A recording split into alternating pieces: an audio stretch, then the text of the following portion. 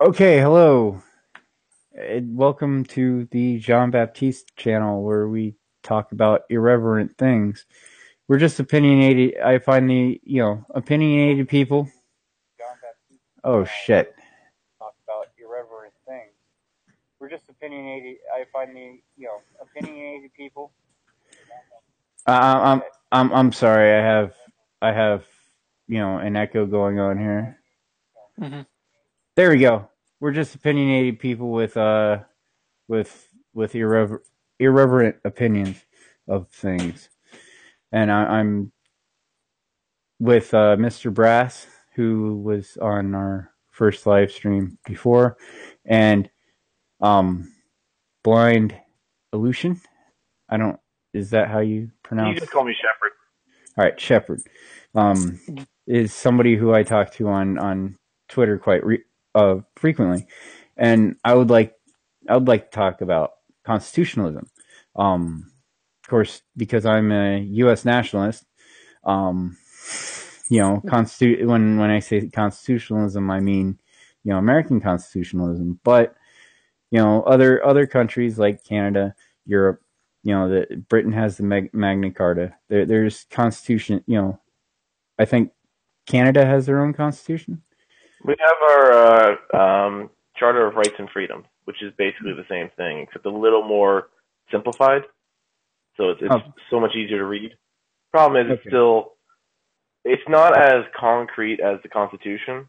Whereas in the United States, you guys are pretty much it's considered the foundation, the bedrock. Ours, it's open to editing. Hmm. I mean, Yeah, technically, the Constitution is supposed to be a living document that can be edited through amendments, but I get what you're saying. We've literally it's had it harder recently to. rewritten for to include gender expression and gender identity. Oh, joy. Oh And I yeah, love how wow. after I said that, my dog growled. I think Yeah, I mine mean, did too. how long after Bill C-16 did that happen? That was actually before Bill C-16. Bill C-16 was strictly for Ontario Human Rights Commission, which is a very, very dangerous place that you do not want to get to. Like, they can Mhm. fuck you over right quick there. For example, in most small claims courts, you can only get about damages of 25,000. Ontario Human Rights Council, that goes right out the window. So yeah, you could have a paralegal make a shit ton of money there. Mhm. That's very common, like on federal levels, where they just amp up everything. Well, that's not a federal thing. That's a provincial thing. So that would be like saying your local police now have the authority of your FBI. I can get how that'd be troubling. Um, Essentially, a province in Canada is like a state in America, right? Yeah, except in the states, in the United States, your states are considered far more separate. Like in Canada, we do have the division of power, uh, but it is still part of Canada. Whereas in the United States, from what I understand, your states are technically held together by the federal government, but you're kind of your own separate. Like your states could have their own military if they wanted to, right? Yes, mm, that's yeah. the that was the that's the National Guard now. Um, that was because of the National Guard Act. I forget what year Mm-hmm. that was. Yeah, in Canada we don't Sometime. have that. Oh, okay. Mhm. The provincial governments are beholden to the federal. Like they're literally the slaves to the federal. Um, well, I mean, in America, we kind of just see Canada as like heaven. That's sort of like when we say up there. Although the It gender is the thing, Great White North. yeah, yeah, this is coming from like the South over here. Well, outside right now, it's been pretty good, but I mean, we've recently had temperatures drop pretty damn low. We had it. What was it? It was like minus 22 by itself without the wind, and Jeez. that's pretty. I'm pretty damn south in Canada, so I can only imagine how bad it's been up further north. I have a friend in I don't want to say his city, but he's very northern for Ontario, Mm. and oh yeah, he gets hit with a ton of snow all the time. So it's and they have a huge issue up there with Native Americans, and I want to say racism, but I don't want to say racism because there's some accusations of there's questions of whether or not the police are actually basically going after crimes committed by Native Americans, Mm. and whether or not it's just being kind Is of there brushed bows and aside. arrows being thrown?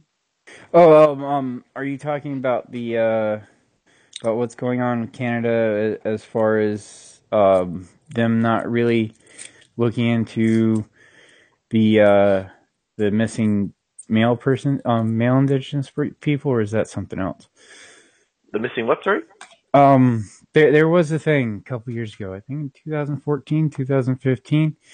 I've only been following Canadian politics since then, but Hmm. there is something on social media about about indig- indigenous women and men disappearing, but the major groups in Canada, of course, focusing on the women and little girls disappearing, and completely ignoring that the men and boys are also disappearing too.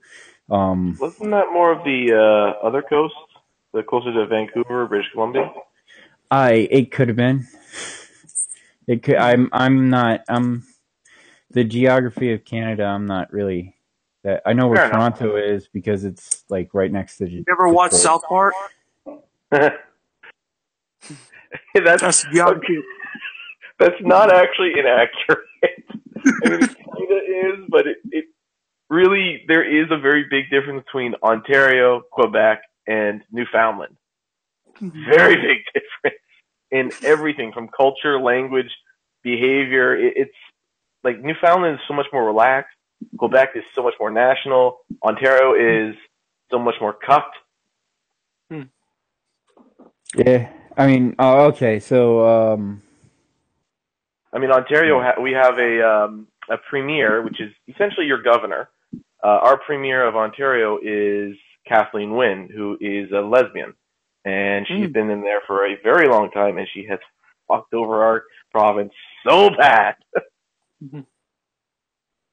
Oh, And she so, literally so sold a shit ton of our power to, I think it was to the United States, which really screwed over our country big time. And she's done a lot of things that are just like I think she's the one who sold our one of our highways to a private company, and now we have to pay a toll on it. Yay! But the weird thing is, construction on that highway is actually done a lot faster than any other highway. Mm. I guess it says something about privatization. yeah, Yeah. yeah, it does. Um, um, well, I'm not really against privatization that much. It's just I think that the government exists to be the oversight, to make sure everything is fair, to make sure that Monopolies don't occur. well, yes, that on paper that's how it's supposed to be, but looking at the In telecom practice. industry, Yes, you know, especially here in Canada, we have only two companies that you could choose from. I mean, technically, you have little smaller options, but those aren't really. They're all still beholden to the big two, either Rogers or Bell. That's pretty much all you have in Canada. I mean, you can We go for have some of here the pretty smaller much ones. Disney. yeah. Disney pretty much owns everything here. I mean, here we have a little bit more choice, but they're like all talking together, like Comcast and Time Warner, which I think Warner is now owned by Disney. Not sure. Yeah. They were just bought by somebody. Um, the Time Warner and Comcast are the two biggest ones for cable, and then we have Verizon, which Verizon is just got through a long, lengthy battle with both Comcast and Time Warner to actually be able to be ISP providers with their DSL service, and then AT&T just bought DirecTV, um, essentially. Hmm. But as far as internet service providers go, because of how our patents and stuff work, the cable companies were able to patent basically, you know, basic network principles, but using coaxial cables. So, and they would go and actually take small businesses to court that tried to make their own alternatives to the cable system, and they obviously lost. Verizon, they took Verizon to court, and that lasted for 10 years. That court case lasted for 10 years. Where obviously Verizon won, and they can be ISPs, but Mm-hmm. Yeah, sometimes I kind of wonder what would the world been like if the government was the one who installed the system, the infrastructure, but then gave it over to private companies to basically provide the service. Mm-hmm. That's sort of like what anarcho-capitalists say, I think. well, it's not just with anarcho-capitalism though. I mean, I think that that's a fairly reasonable thing. As Mm-hmm. far as stuff like utilities and stuff like that, because let's face it, right now, the internet is a utility. Like, Mm-hmm. you have so many people who work for themselves doing stuff like, streaming, like what we're doing, which I'm not doing it for profit. I'm just doing it for fun. But, but there are people who do this for profit. And then you have people who, you know, play video You games could on, profit off the internet. but, you have Oh wait, people we're not getting playing. paid for this? I don't I can't monetize thanks to YouTube's new thing, but I also don't want to monetize because Yeah, I know. with Gamergate and everything else like that, I kind of should have showed everybody that You just said the G word. I did, but Mm-hmm. that should show everybody that focusing on monetization through ads, actually relying on ads to make money is not really a stable way of making money because you can always that can be taken away from you really quick. It just takes a bunch of consumers to email the ad companies and say this was on these people have been saying these things. We don't think that it's right, and we want you to we want to let you know. And then ad companies go, well, enough of these people have are don't like how this company works, so we're gonna pull our ads. Um, and that's why I don't actually think that anybody should really rely on ad monetization. But you know, Mm-hmm. but people make money off of Twitch streaming and stuff like that too. So And Patreon. it's and yeah, I mean, but the idea that is that the internet itself is a public utility, at least in America. It's at the level of public utility because most of our population uses it. It is being used to make money, to for job opportunities, for fun. There are some people who work from home telecommuting, which is if you work in IT or stuff like that, that may that's also an opportunity to be a outsourced technician where you're just using TeamViewer or whatever to fix somebody's computer, essentially, for businesses. I mean, but the internet itself, I think, should be considered a public utility. Mm-hmm. But I mean, as far as public utilities, like also generating power, right? Because we can with solar technology, even though it's not that great, if we'll say if an entire city was to put solar panels on their houses and generate power that way, that entire city's you know putting money into the power grid. They're putting power into the power grid. Isn't that You what know, Germany's doing or something like that? yeah, it's I think so. I mean, there's a bunch of countries that are trying to do that. You know that we currently already have the technology to collect solar radiation from, like, we're able to create a Dyson swarm right now. Mm-hmm. Are we? And, oh yeah, it wouldn't be very effective, but it is still doable. and we can. I think the only issue right now is transmission of wireless power. One of the current ideas was basically the idea of microwave. You basically collect it all from these arrays around the sun. You basically microwave the power from one satellite to another, basically just collecting them all into one area, and then you beam that back to Earth. Mm. It sounds nice, actually. Yeah, I can see the problem with that though. The problem in physics and quantum physics that the people trying to do that is having. I can see that problem. I can see why wireless transmission of power is, a I'm just trying to think. I don't remember if it was microwave or not, but I think one of the current proposals for to test this method was to have a satellite just in orbit as a solar sail, basically, just to collect the solar energy, and then microwave it back down through the atmosphere onto a station on the ground. And I think what the issue there was they were worried about basically going through the atmosphere, how much power they'll lose. Yeah, I mean, going through the atmosphere and stuff like that would be, that would it would with our current technology, I would think that just putting solar panels on top of houses would be a little bit more efficient as far as how much power we would actually lose. Solar roadways. I mean, but it's still a pretty good idea. I mean, I would more wonder like how it would do doing that, but instead of going into the atmosphere, um, beaming that power to to the space station that's above us, and that power filling like Tesla batteries or something like that, and then those Tesla batteries being sent to down the Earth to be plugged into X X type of power generation, like hydrogen fusion.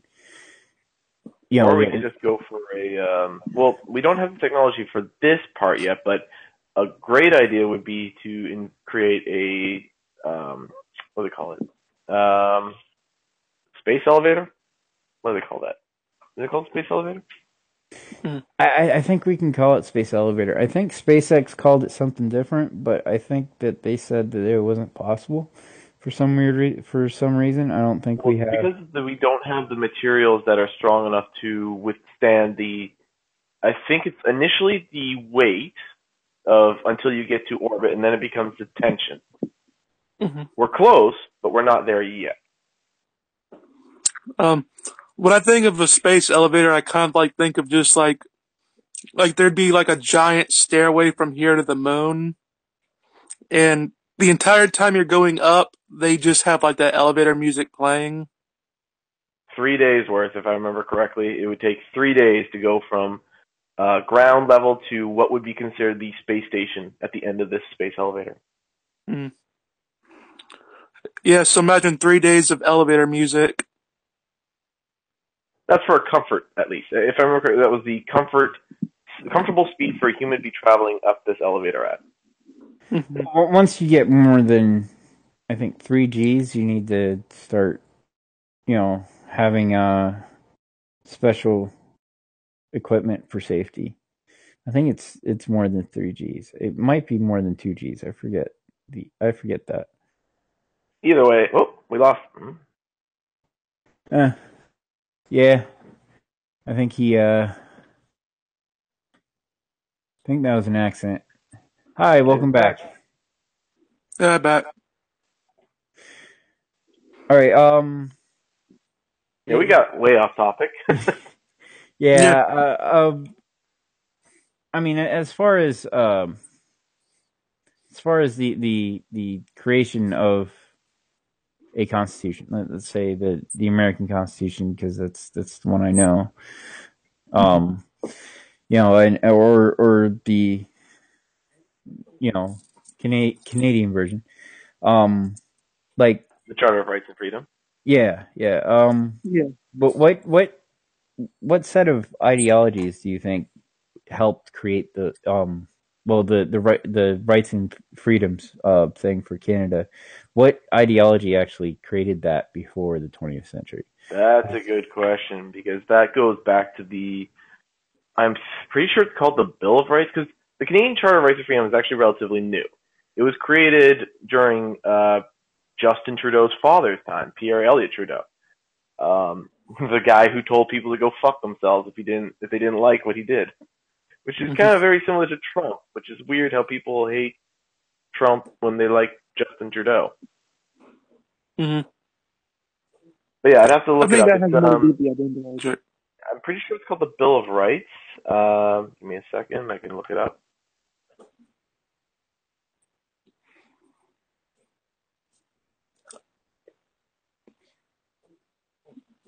I know with us here, with the American Constitution, we have like when it was being formed, a lot of our founding fathers were not for big government at all. Um, Thomas Jefferson wasn't, Oh, and him and Alexander Hamilton, they fought all the time.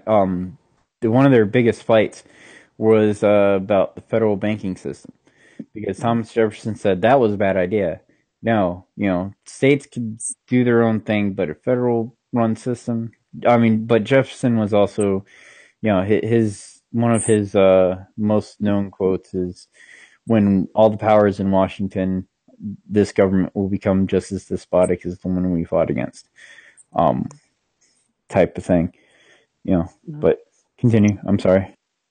he was very much a supporter of the system called laissez-faire, which, if I had to give a modern take on it, I would say it's similar to anarcho-capitalism. Not exactly, of course, but you can see where they go out. They're both for limited government, and I mean, partially you have to take it and you have to take history into account with that, and you have to know that back then politics was, not a job that you did full time. I was It wrong. was a side job. It was Well, called the British North American Act of 1867. Mm. okay. The British North America was that was Canada still a was Canada a British colony or a French colony? During that time, we were British. Okay. You're thinking Mm. of, I believe it's called Lower Canada was French, and Upper Canada was English. Upper Okay. Canada being Ontario, Lower Canada being Quebec, which may sound weird, but it's because of the location on the was it St. Lawrence River? Yeah. Yeah, that sounds about right. Hmm. So like at least with like we were talking about was with the American Constitution too. Like our founding fathers, they lived in a time where being a politician was not like a job that you did full time.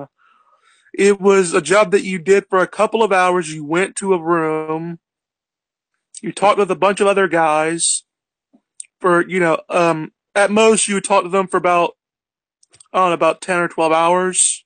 And you would go home and you would like work your farm or whatever. And that would be the only job you would do. Like those would be like, that was your role in the politics. Nowadays, of course, that we can't be like that. So their idea Well, of I Yeah, mean, so their idea of big government was bigger. I mean, their idea of big government and our idea of big government is quite different. well, America post Civil War would be to most founding fathers is considered as big government because after the Civil War, the federal government started taking more power, over the Hmm. states because Hmm. because of that, as opposed to how the Declaration of Confederation and the Declaration of Independence, Hmm. um, those two documents that the Constitution was built on, um, it was like, okay, well, this Civil War happened, and slavery was part of it, but a lot of the people thought that it wasn't federal government's job to decide whether slavery should be legal or not. It was states' job. So we'll just, in order to keep this, from happening again, the federal government will just de facto be the decider. Um, Mm-hmm. Essentially, that's not exactly what was said. That's not exactly what politicians said, but their actions, the actions of the 100 years that happened after that, kind of infers that was the mindset after post Civil War. Um, and I would also like to note that, as far as federal government, that was a part-time job, but once you get to the county governments, like we still had mayors. Mm-hmm. That was a full-time job. We still had, state legislation wasn't as big of a job as it is now, but it was more of a, you know, it was more of a thing. It wasn't until I think the 20th or the 19th century where, Sorry to you interrupt, know, but anyone else getting that weird static? Mm. like I'll notice it. what kind of weird static Every so is. often, it's just a sharp little. Mm. Uh, I don't notice it myself, but do you, John the Baptiste?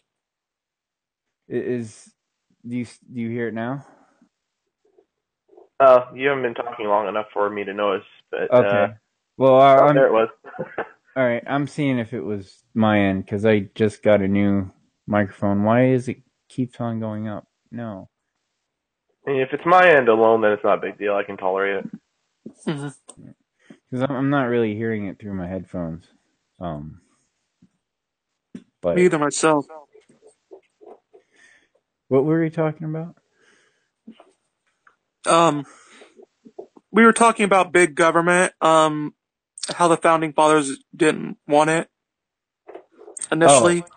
the whole idea of government was, the states and the local government was the ones that were constantly running, and the federal government was, you know, for when, was to make sure the trade between, like, Congress itself was to make sure states were to remain fair. That just changed after the Civil War, though.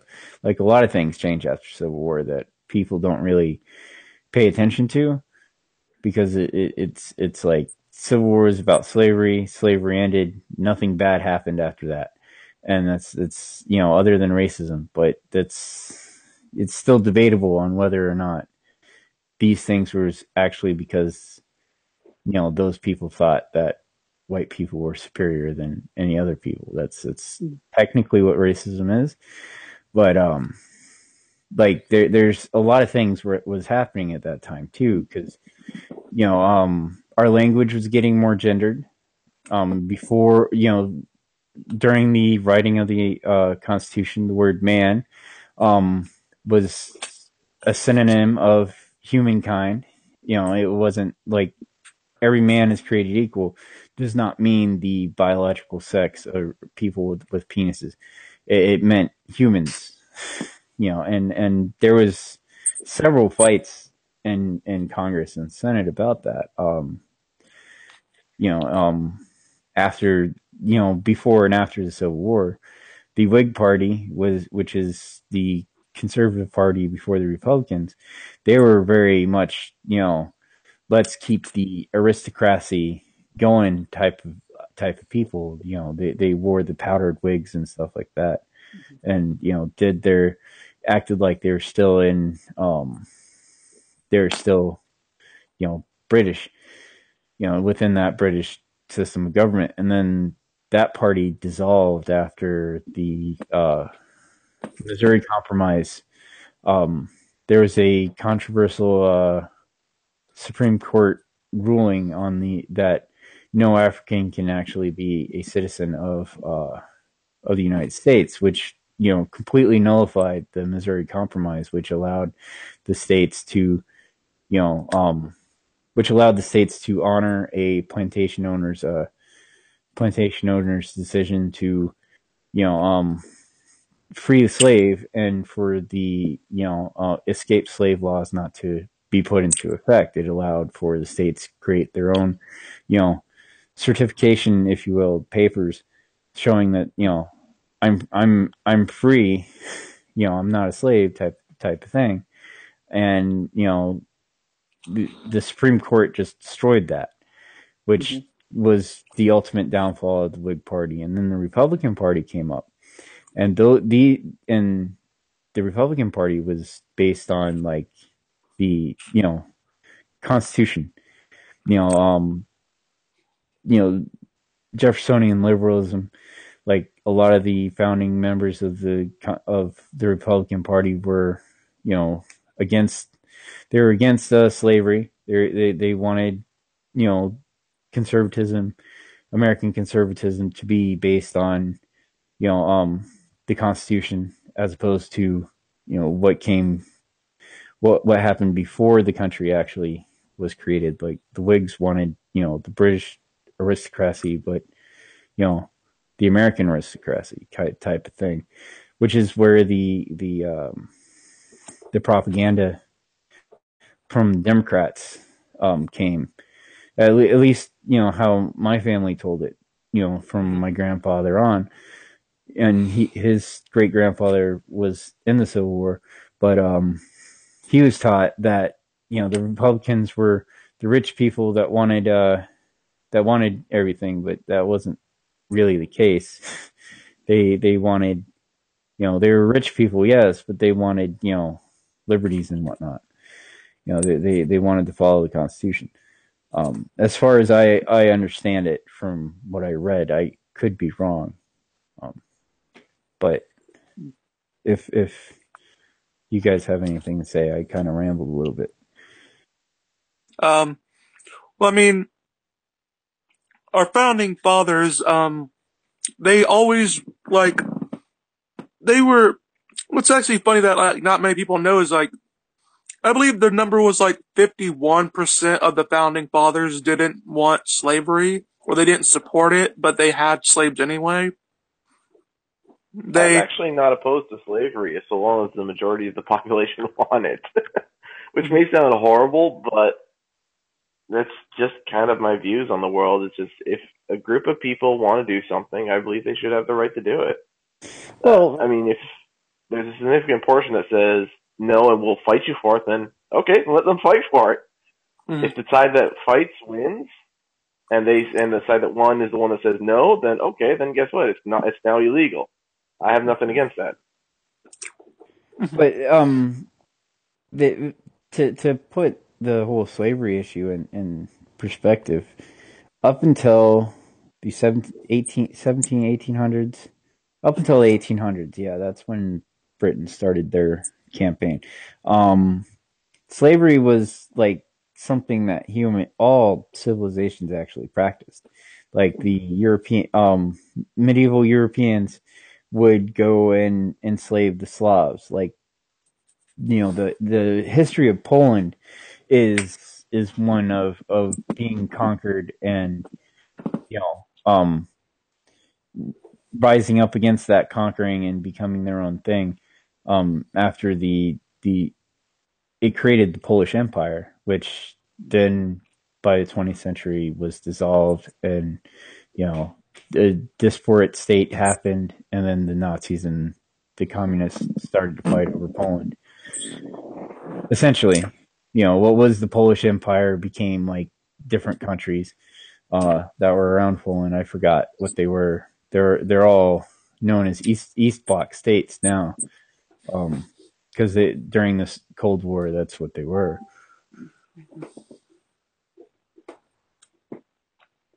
Yeah, I mean, like I was wondering you guys' like take on I know we get like into constitutionalism. I was wondering you guys' take on like private companies. Like, how much power do you think like they should have over like just to give an example, like I personally support I take the conservative view that private owners should be allowed to deny someone like a certain product if they do not want to do it, and they should not be held to it. I was wondering you guys' take on that. I have no problem with it. I mean, obviously, we'll use an obvious example. A sex store should be allowed to, should be allowed and encouraged when a minor comes in to say, get the fuck out. Mm-hmm. But also, like, in if you're a baker who, you know, who goes, not just somebody who bakes cakes, but who caters, like, you have the, I think you should have the right to say, I don't want your money. Here are some companies that may take your money, but I don't want your money. It just And provides that's a niche market for someone else to come in and basically profit off of. exactly, yes. Yeah. But Here's what I not always take that's stupid about it. Like you could, because here's the thing. I always found it stupid why you want to sue them because let's just say this for me. If let's say I was like a kind of person like that some business owner did not want to see there, and they denied me. Well, for one, I would just say, okay, well, I'm not going to give you. You lose out on my business. I'll leave a bad review on some website. I would do like enough bad reviews can do far more damage to a company than a lawsuit will. Um, Yeah, just look at what and happened with what's her name in Thunderfoot, Unburnt Witch, or no, not Unburnt Witch, sorry, the witch one, whatever her name was. um, Jaclyn Glenn. no, no, no. It was. Whenever I hear witch, I just think of her. Well, unburnt winch. Not unburnt winch. Unburnt witch is who Zoe Quinn goes by on Twitter. Um, Yeah, But I know that's why that I was wasn't wrong when I said that wasn't Zoe Quinn though. That was somebody else. I forgot the something name. something witch. Yeah, whenever I think of witch, I either think of Bionic Dance or Jaclyn Glenn. I They're pretty much the mean, same thing. yeah, I mean, but Jacqueline Glenn at least is a little bit fair as far as her Uh, view. she's if if you're a 40-year-old guy or like a 13 to 14-year-old boy, you're good with watching her. Who? That tends to be her fan base.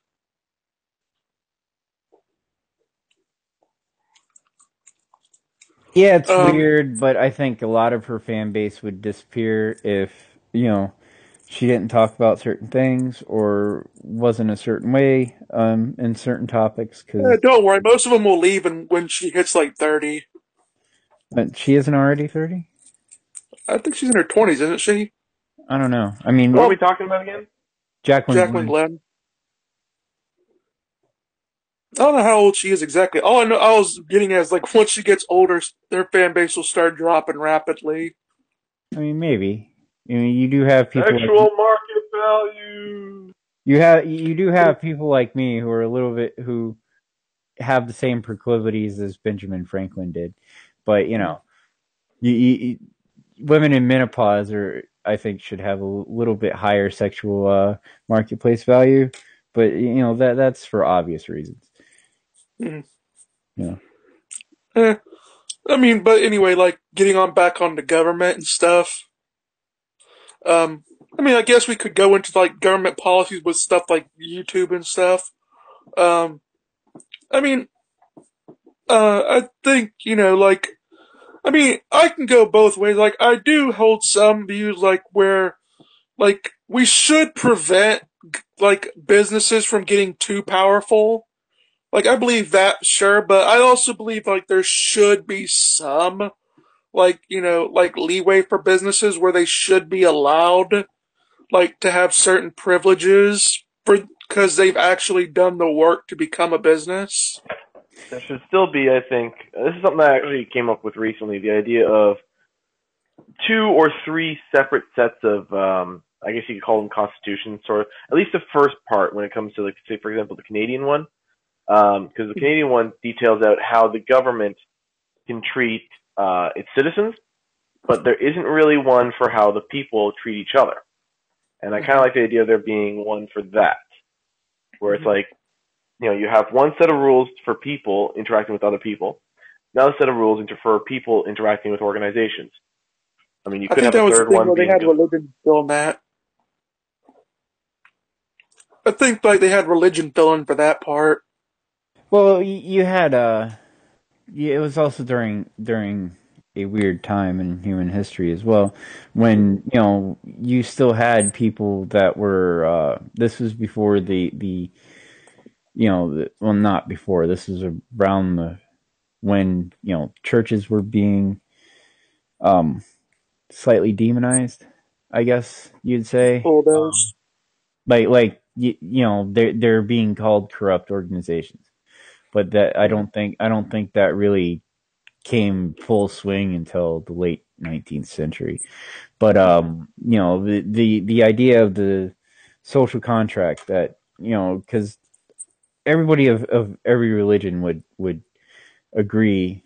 I mean, we could debate on whether Islam would, Muslims would agree with this, but almost every single religion would agree that you treat people as you want to be treated.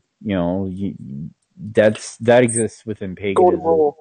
That yeah, that exists within paganism, Judaism, Christianity. Um, Satanism. uh, I mean, yeah, I mean, but there's some problems with when you that's, say Satanism, people automatically go, oh, they worship Satan, and it's like, no, it's just people who think that they It's can just become edgy gods. atheists. Well, it's been co-opted by atheists, but that's a different topic for you know. there is actually an interesting, what is it? It was a flash game of some sort. I'm hearing myself in the background, which is weird. I'm sorry. Uh, no, it was, I think it was called something about truth. Something, I don't know what it was. Is basically you have, it's a mathematical program which takes a character who will always tell the truth, a character who will always lie, and a character who will sometimes tell the truth, and it plays out this scenario. And you just, I think it's called the evolution of truth or evolution of of something like that. Hmm. Um, what was it? It was like evolution of honesty. I'll have to look it up and I'll send it to you later. But it was a really Sounds like a cool. game of politics. It sounds like the prisoner's dilemma, but gamified. Like if you were to make a game out of the idea of the prisoner's dilemma, which is, you have two people caught by the police. They don't have any evidence or any way of actually keeping them and charging them, but they tell but the cops take the two people in different rooms and they tell you know they'll tell both people that, hey, your partner ratted you out. He told us everything.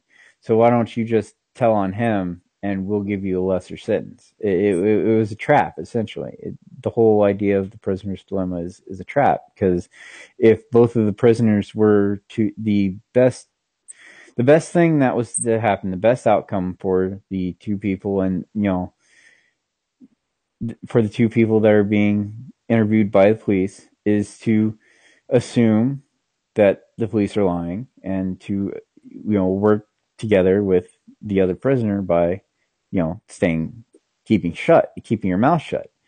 The whole premise of this hypothesis Found it. or idea. Okay. The evolution of trust.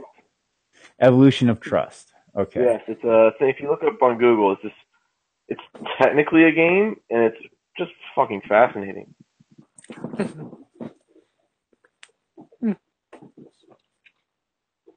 I mean, yeah, I mean, I find American politics, and I imagine even Canadian politics, they have a like. I mean, if you look into any like society, you're going to notice some universal truths. You say, Like, we tend to all have certain things that we agree on.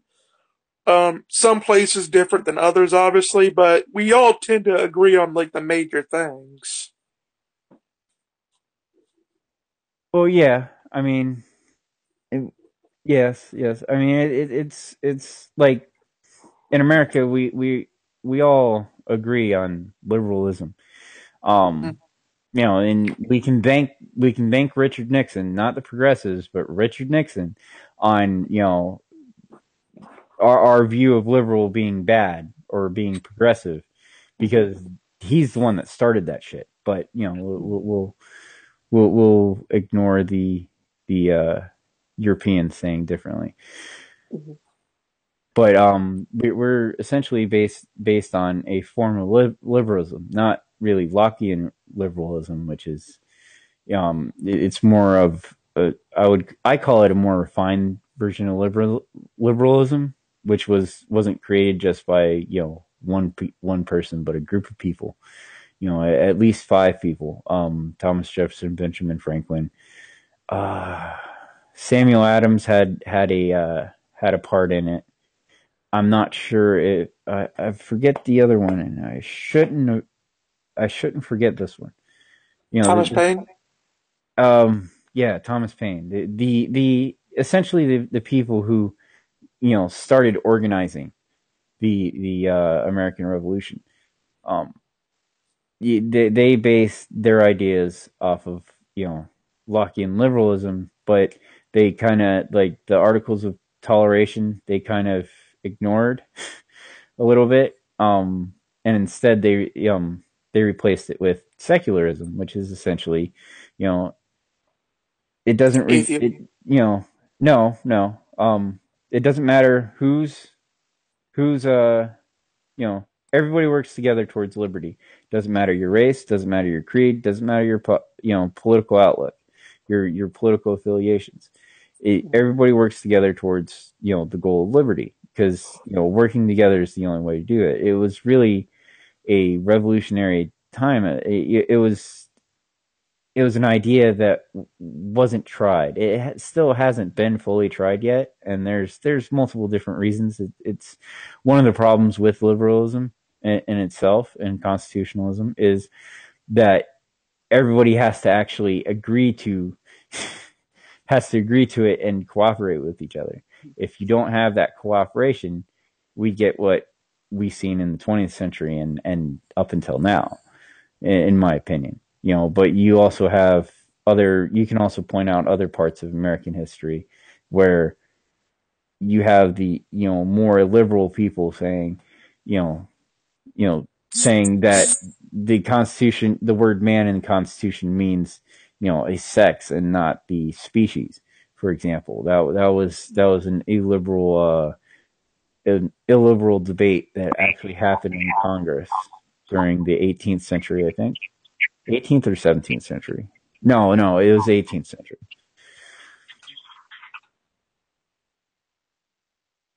I mean, we generally have this idea that we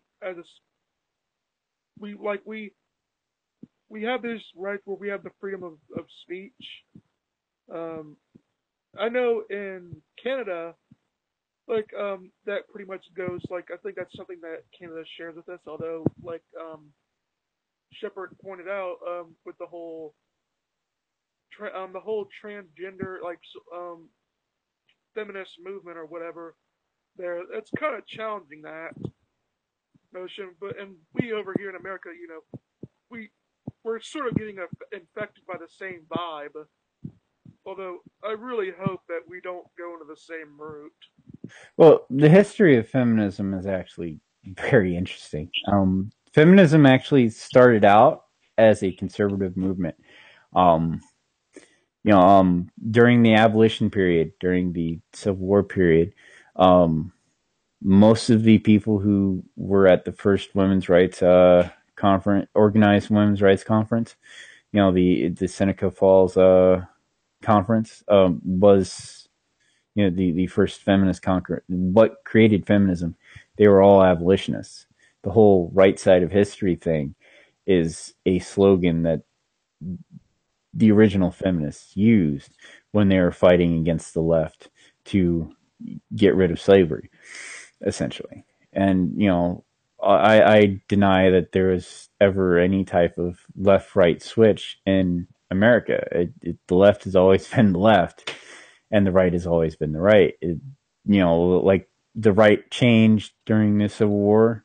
The Whig Party stopped becoming prevailing the prevailing vision of the right, and it was replaced by what we call American conservatism now, traditional conservatism, which family based type of thing, you know, um,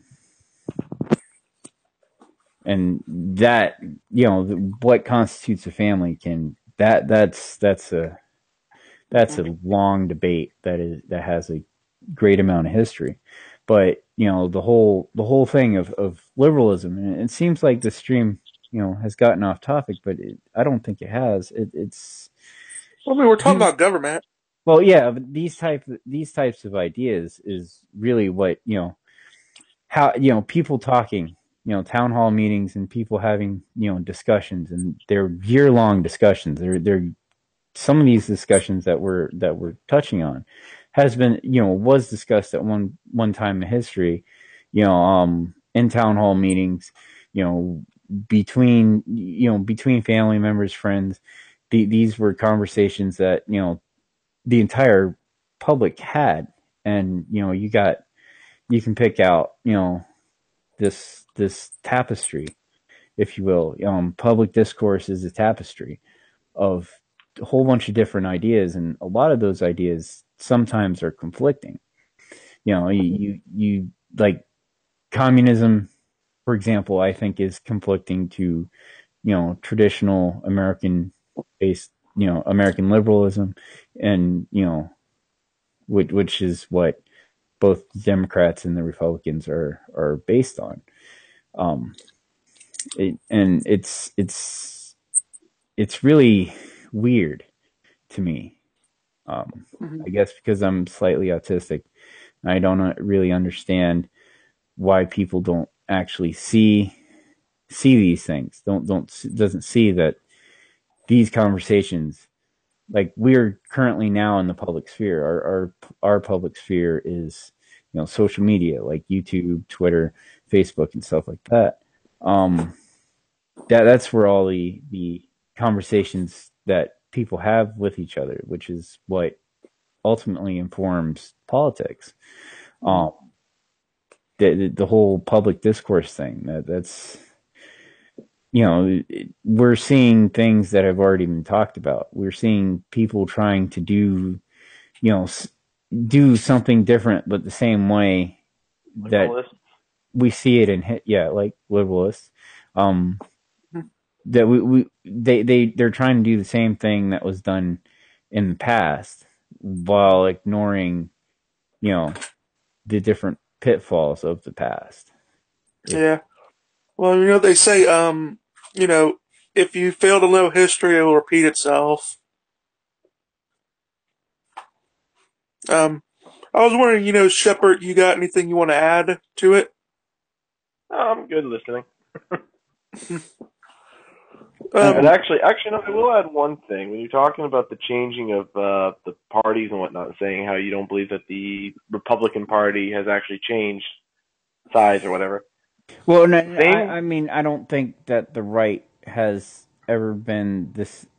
Like there's this left-right switch thing that Democrats talk about, like Yeah. that during the Civil War period, the Democrats were the right wing party, and the Republicans were the left wing party. But all the writings, the all the writings that were written by the people who founded the Republican Party, that I think that's untrue. Based on those writings.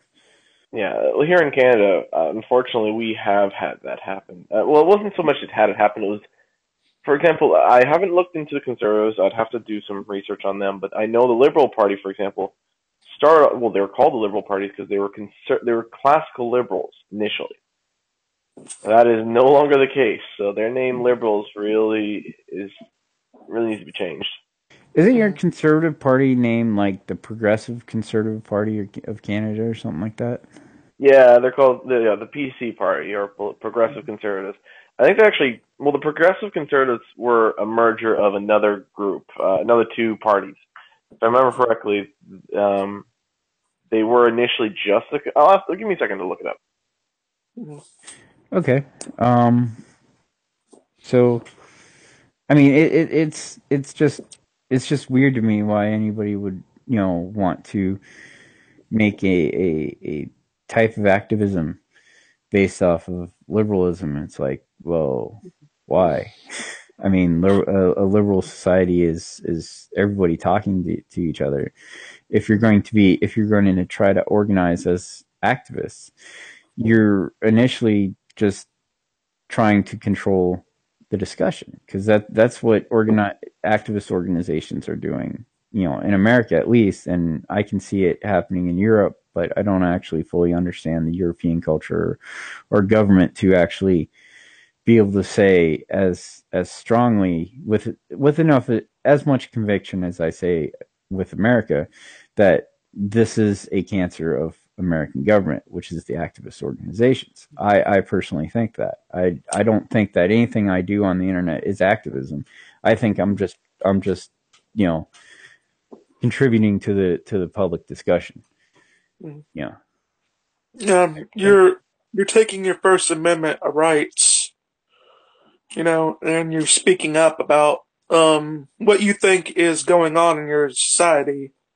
Well, I mean, private citizens do have the right to be activists, to activize. But I think that once you make an organization, eventually that organization's wants is going to override the individual's wants.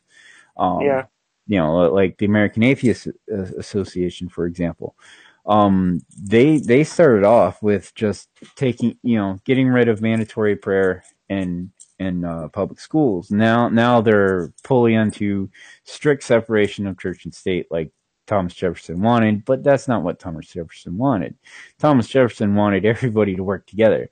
Um, that was he said that multiple times. He was like, you know, um, it doesn't matter what person's race, creed, or political affiliation is.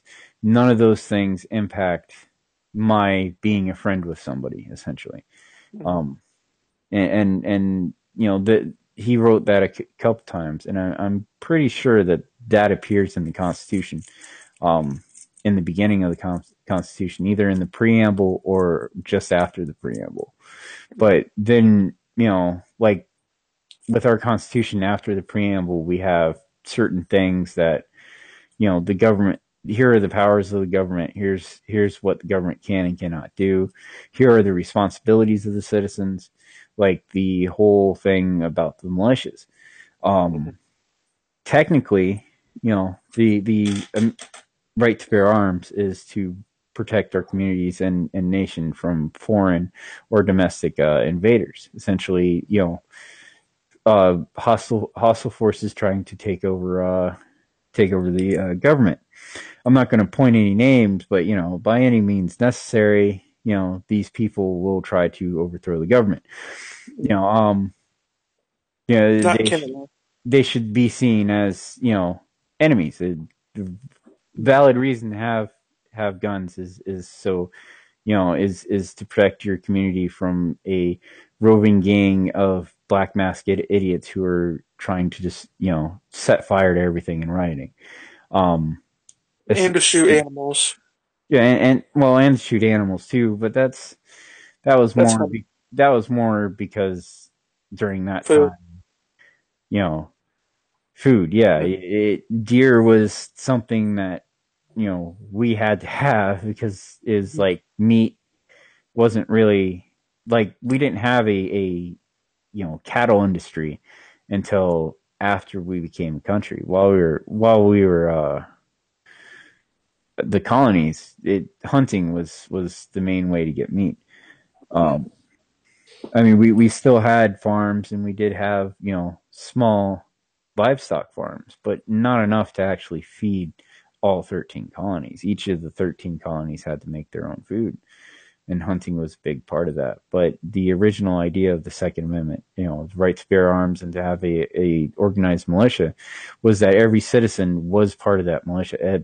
The Constitution directly says every male citizen between of fighting age, basically 18 to 35. Throw those numbers out there, because I don't think those are the numbers that are used, but we'll just assume for right now that that's true. The fighting age men had to have a musket, which was the service rifle at the time, with a bayonet. You also had to have a pike, and it actually outlines how much ammo and powder and stuff like that you had to have. You also had to have a go bag, like basically a rucksack to march for several days.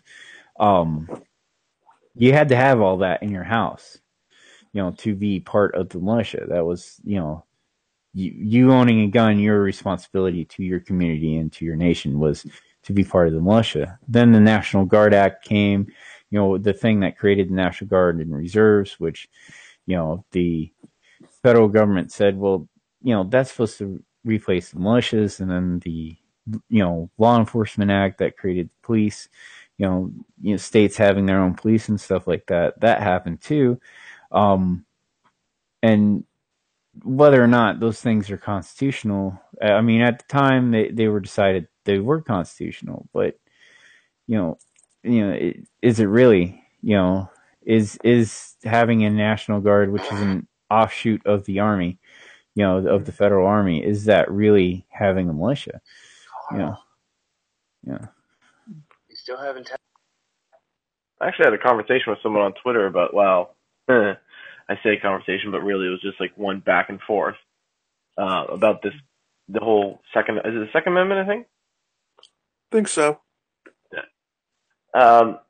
And it is kind of vague in the way it's written, but the guy was saying that, because it says arms, blah, blah, blah. I was like, well, okay, then that means literally anything that is an extension of your arm could be classified as a weapon, therefore you're legally allowed to. If you can tie a bomb to a stick and hold it, guess what? That's now considered your arms.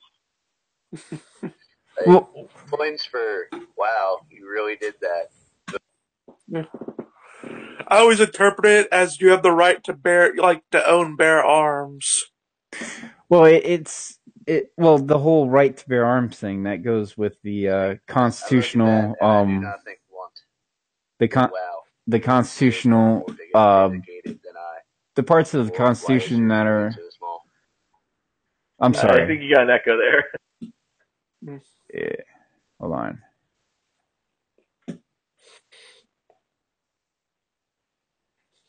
By the way, how do I sound? I've been using a Bluetooth mic this whole time.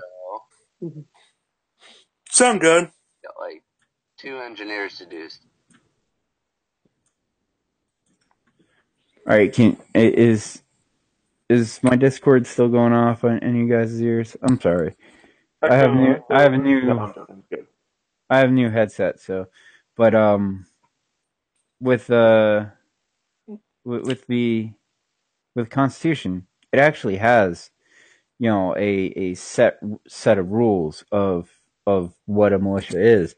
And my argument for the Second Amendment is that if you want to bear arms, you have to have at least an AR-15, which is a civilian variant of the service rifle, and the Smith & Wesson P320 right now is the military's service pistol, which is a fairly cheap.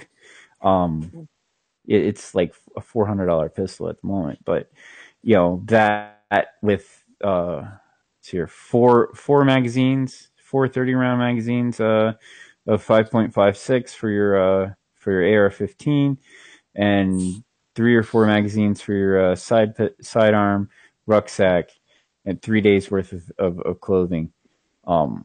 Should be required to actually have that, and then to actually, should be 2 things that every gun owner should be required to have, just in case an invasion happens. And then I also think that, everything as far as what's it called,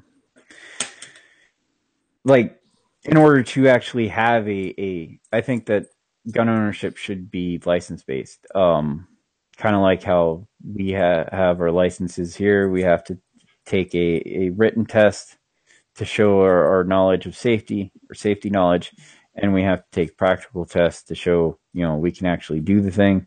As far as cars go, I think the same thing should happen with firearms, but the National Guard being the ones that administer the test. Since those would be the people that the state militias would be taking orders from anyway, because the National Guard, while they do have to be, part of the federal army, they also they're also the only part of the army you that actually has in their oath to follow the governor's rules instead of the president's rules. Like, the governor is your commander in chief in the National Guard, as opposed to the president. Sorry for that random gunshot. I'm sorry about that. The rambling there about that, but It's fine. No worries. Like, I have a friend who's a gun lover, so it makes a lot of sense. That was actually that sound was actually me firing a big fucking gun this past fall. Mm-hmm. Don't know exactly what it was. Personally, when I think of the right to bear arms, I sort of think of like machine guns. I believe, if you have a machine gun, you never have to worry about people stealing from you. No one will go in your house if you have a machine gun. Yeah, wasn't that recent shooting at a church solved by a guy with a gun going after the guy who was shooting at the church? Oh, you mean the case of the atheist gunman who shot up a church? Yeah, I don't know what his background was, but yeah, that was he was an atheist. This was an important part of we actually talked about this on Red Pill Religion, but he was an atheist, and before he actually did that, he was fighting with his mother-in-law, and I'm of the belief that this guy wanted to go into that church because his mother-in-law, his entire in-laws went to that church. But he was also a very pronounced.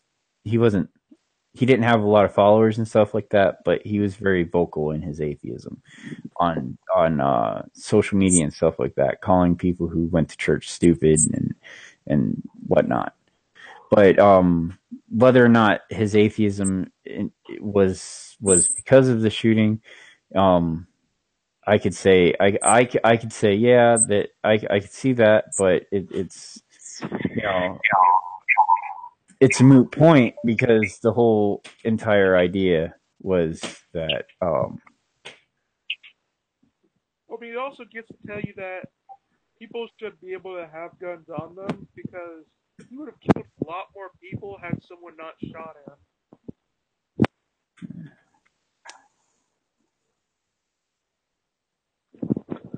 I'm of the firm belief that everyone should own a gun for safety reasons. I will never own a gun. Well, I don't want to own a gun. I don't like guns. I don't care for guns.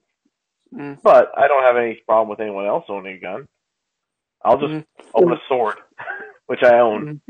Well, I don't believe. Well, for me, in my case, I don't believe that I should own a gun for specifically for self-defense because of that. No, it's not that. For marksmanship, as far as the sport of marksmanship, I will own a gun, but I will not own a gun for self-defense because I will be put in jail for involuntary manslaughter, because even if I this has happened ever since I've learned how to shoot a gun in the military. But every time I point at the chest of anything, it automatically goes into the head. So that's American Law 101. Headshots are a crime, no matter what. Even if it's in self defense, you still just you get a headshot. That's involuntary. That's voluntary manslaughter or involuntary manslaughter. It depends on how well you argue that. I mean, I would think that would be better than like shooting them in the back or something, where you paralyze them. Yeah, but I don't think our legal system at the moment agrees with you on that. But I of mean, I'm course, just saying. I mean, I would rather have like a get shot once in the head and be dead than to get shot in the spine and be put in a wheelchair where I go through agonizing pain for the rest of my life.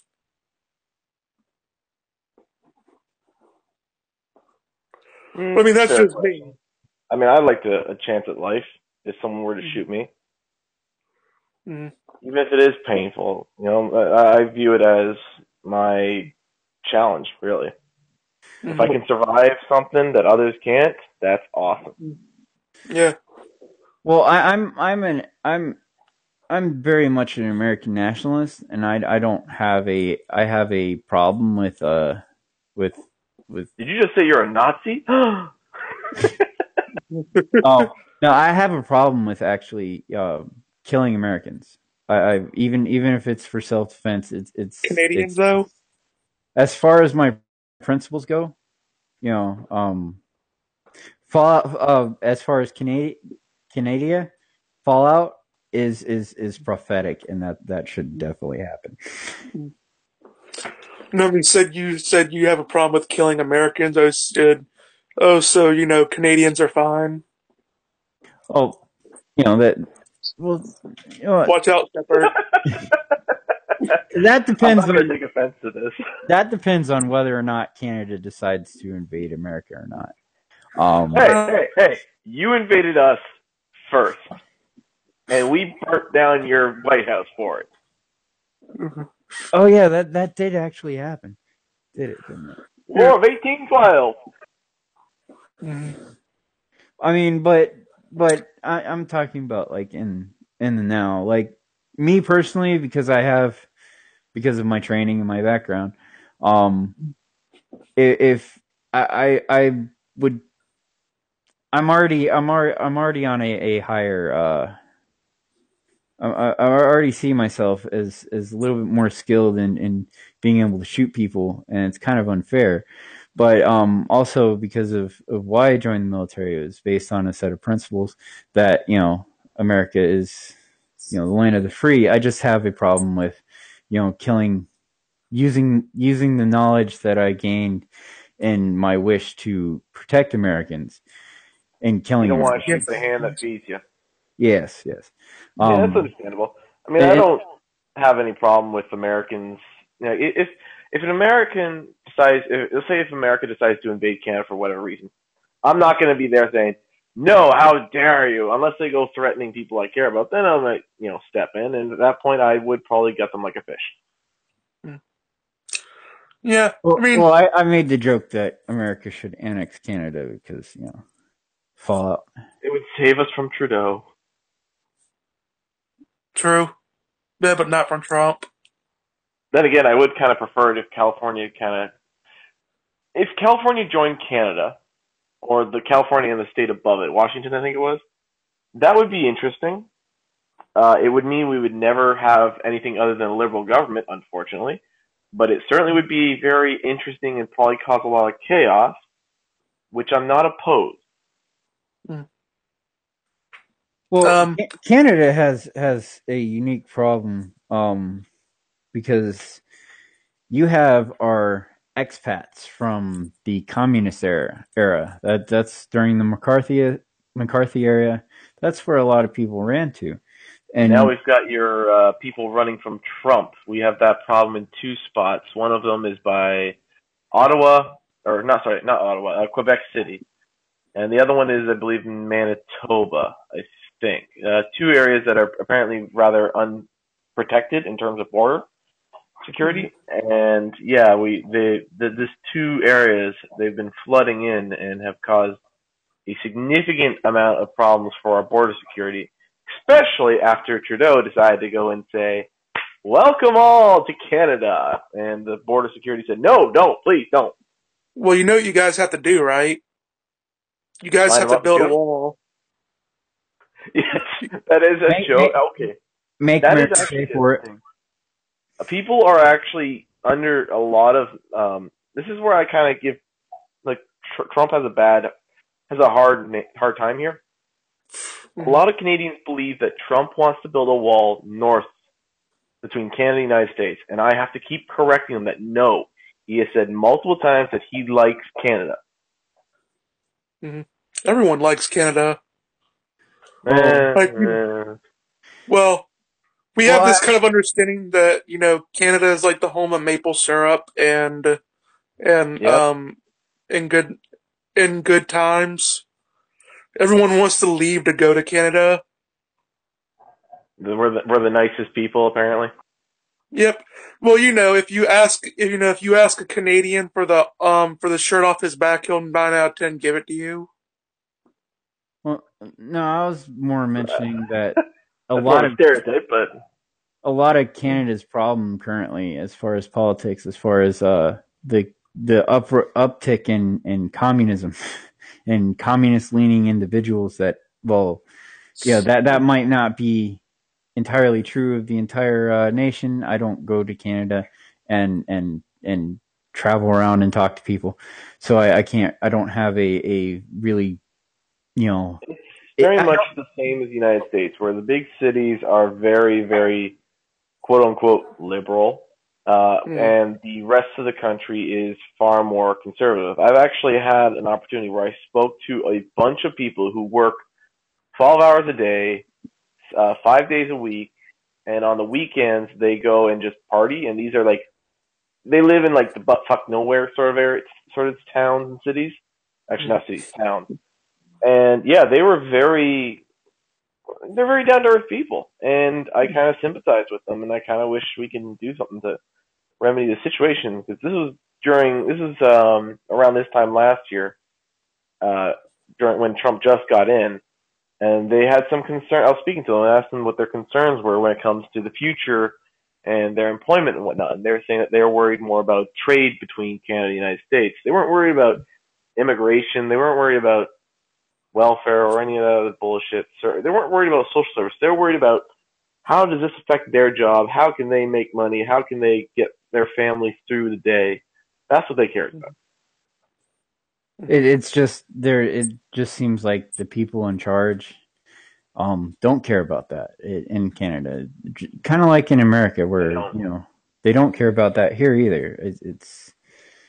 It's they more want to push forward their pet ideologies or pet worldviews. Like the Conservative Party has problems like that too. That's why I'm hoping that the baby boomers just die or retire really soon. So then that way my generation, or my father's generation, Gen X, will start taking over a little bit more. But Gen X kind of fucked up the millennial generation, so Yeah, that see, here in Canada, it's the other way around. The baby boomers are the conservatives. Their children, or okay, I guess you could call them my parents, or my generation's parents, are the ones who are kind of fucking up the situation, the system, and then the millennials are just making it worse. Mm. They always do. yeah, that's pretty much what's happening here too. I think it's the losing of a national orthodoxy, like which is what constitutionalism technically is. In Britain it'd be following the Magna Carta. Um, Canada would be the following the rights and stuff like that. But that's not actually a complete governmental No. orthodoxy. Yeah, Canada's Change. lost a lot, unfortunately. The Charter of Rights of Freedom is unfortunately not.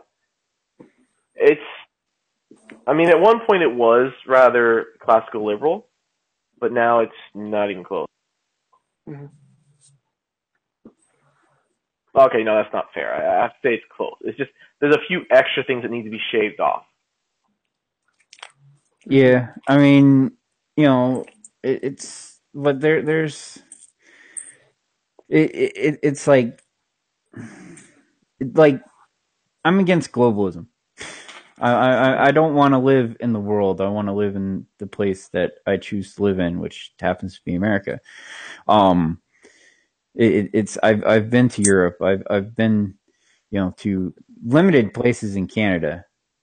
And I would live in Toronto, like the outskirts of Toronto and stuff like that, because that's close to where my family lives. But and I would live in Newfoundland because I grew up in Florida and around the commercial fishing industry, and that's where most of Canada's commercial fishing is anyway. Um, I would live in Canada for the health care. Not as yeah, good as you think it is. yeah, Mm. that's what I was about to say because I have U.S. federal government funded healthcare through the VA system. Yeah, Uh, no. If that was to open up to everybody in America, that something like what Canada has, it'd be a pain in the ass because you'd have to actually schedule your visits a year in advance, Mm. right? And then go through a ton of bureaucracy if you had to have emergency services. okay, it's not that bad. Okay, but it would It's be. I actually a think. lot better. But the issue is with it isn't so much the service or getting it. Like for example, I could book an appointment with my family doctor and be there within a week. Or the only thing is when you can go for the specialized services, that's when things get a little more lengthy. The issue is it's ripe for abuse. Like we had a situation a while back where a Pakistani woman came from a Pakistani woman came over, took advantage of the free healthcare, went back to Pakistan, came back to get treatment again, and then went back to Pakistan. Mm. So yeah, we have people who are abusing the system. It's a good system if you can crack down on the abuse. Like if you can make it so that there's restrictions on, like, say for example, you have to have paid into the system for at least a year or something like that, or you had to Mm. have had parents who have paid into the system their whole life, something like that.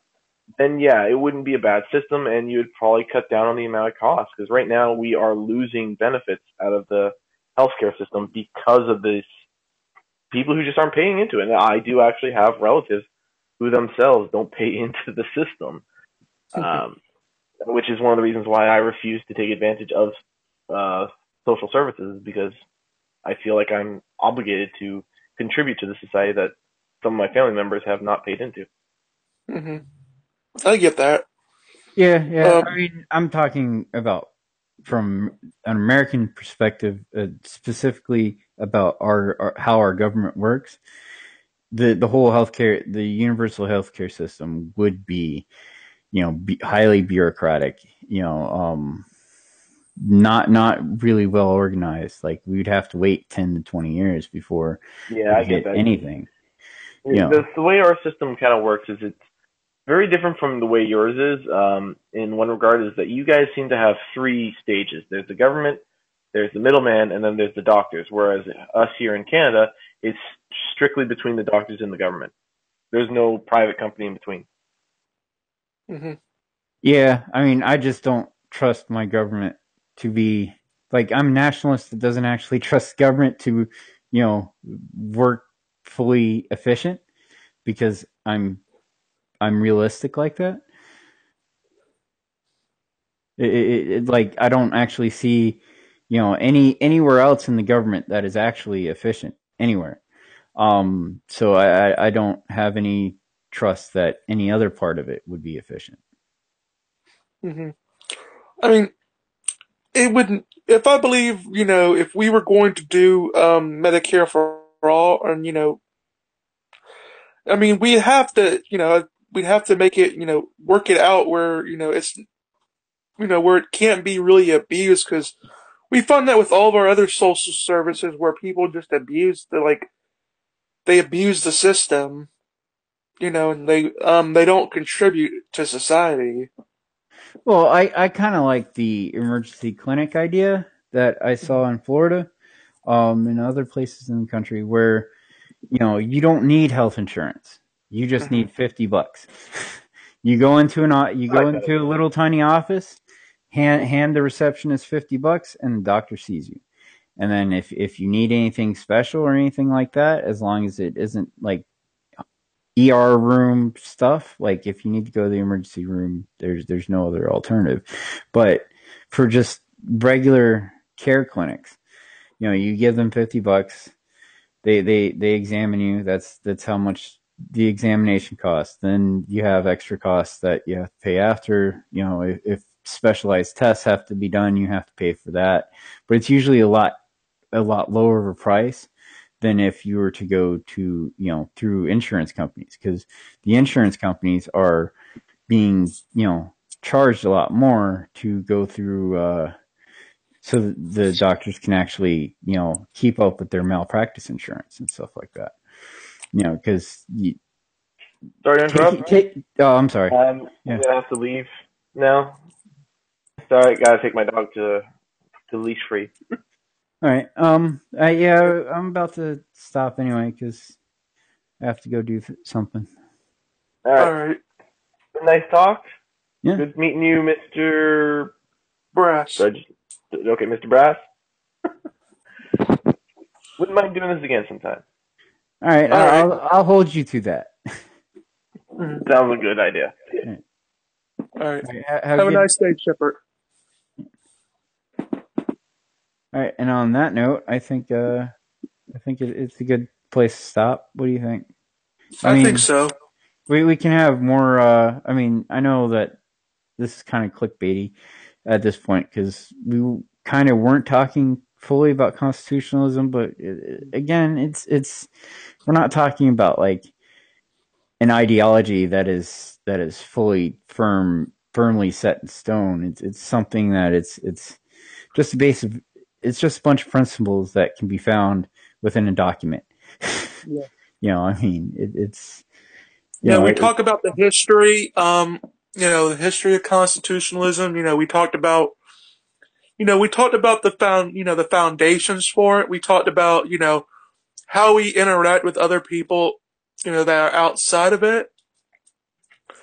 And, we got to exchange ideas on, different policies and how they work. So I think we did pretty good. Yeah, nobody likes me because we had 0 viewers, but Oh, don't worry. It'll go up to 5 in a week. yeah, that is true. Hopefully, if the YouTube algorithm doesn't mess everything up, but If you want some views, just have a title that says like something bad about secular talk. You're guaranteed to get at least 1,000 views. Yeah, that's clickbait again. Like I wanted to stay away. I want to stay as far away as any type of internet drama as possible, because I find that the content that is focused on internet drama is low tier content anyway. It's just like you guys are retarded type of thing, So Yeah. I don't want to be the thing that I criticize. That's true. All right. Well, all right. All right. Well, it was nice talking to you, John the Baptiste. It was nice talking to you too. And have a good day, everybody.